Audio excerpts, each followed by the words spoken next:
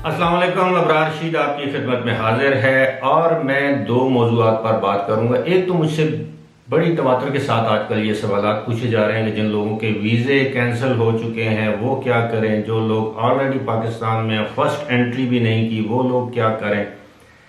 लेकिन सबसे पहले मैं बात करूंगा कि अब यूएई की अथॉरिटीज़ ने, ख़ासतौर पर दुबई की अथॉरिटीज़ ने ये चौथी मरतबा इस बात का इशारा दिया है कि वो मसाजिद को खोलने जा रहे हैं और इस हवाले से मसाजिद के लिए नई गाइडलाइंस भी जारी कर दी गई हैं। यहाँ पर मैं ये जिक्र भी करता चलूँ कि सिर्फ मसाजिद ही नहीं बल्कि दीगर जो मजहबी इबादत गाहें या मकामात हैं उनके लिए भी अब गाइडलाइंस जारी कर दी गई हैं। उन गाइडलाइंस के मुताबिक तमाम इबादत गाहों में जो मुकर्रा इबादत के औकात तय किए जाएंगे अथॉरिटीज़ के साथ मिलकर, उन्हीं के दौरान आप इबादत कर सकते हैं। आप इबादत के लिए कोई सामान यानी जाए नमाज वगैरह अपने साथ इबादत गाहों में नहीं ले जा सकते और किसी भी इबादत गाह में दाखिले से पहले आपका बुखार चेक किया जाएगा और अगर आपका बुखार 37.5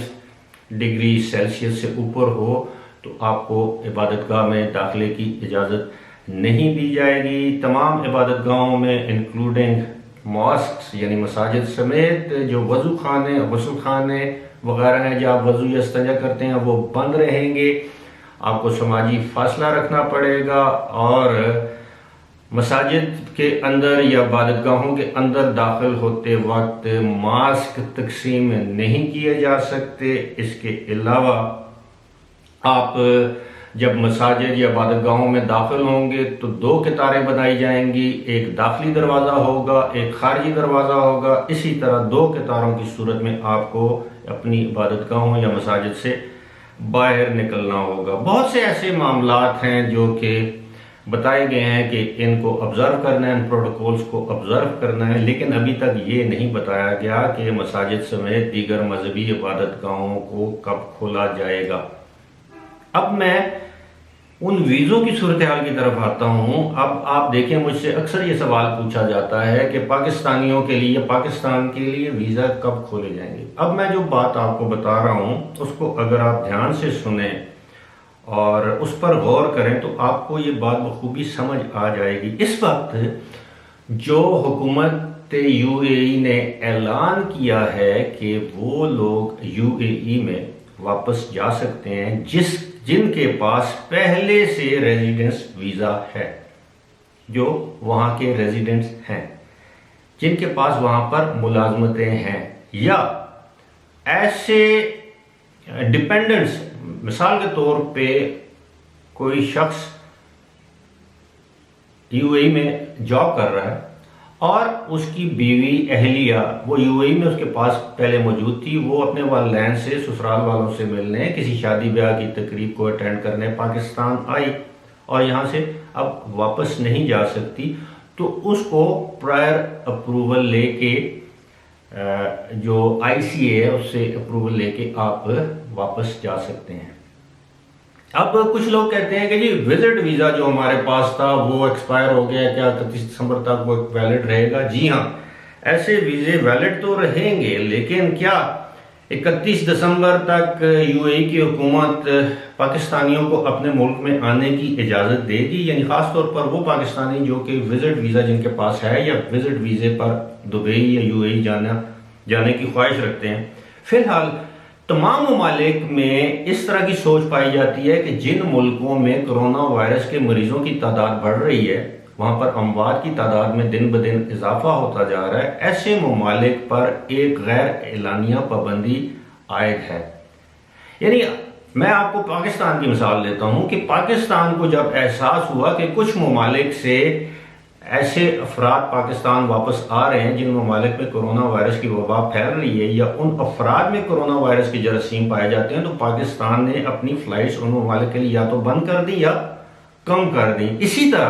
कैसे कोई भी मुल्क जहां पर कोरोना वायरस से जंग लड़ के उस पर किसी हद तक काबू पा लिया जाए या उस पर फतह हासिल कर ली जाए और वो मुल्क 22 करोड़ अवाम की या 22 करोड़ आबादी वाले मुल्क के लोगों को इस बात की इजाज़त दे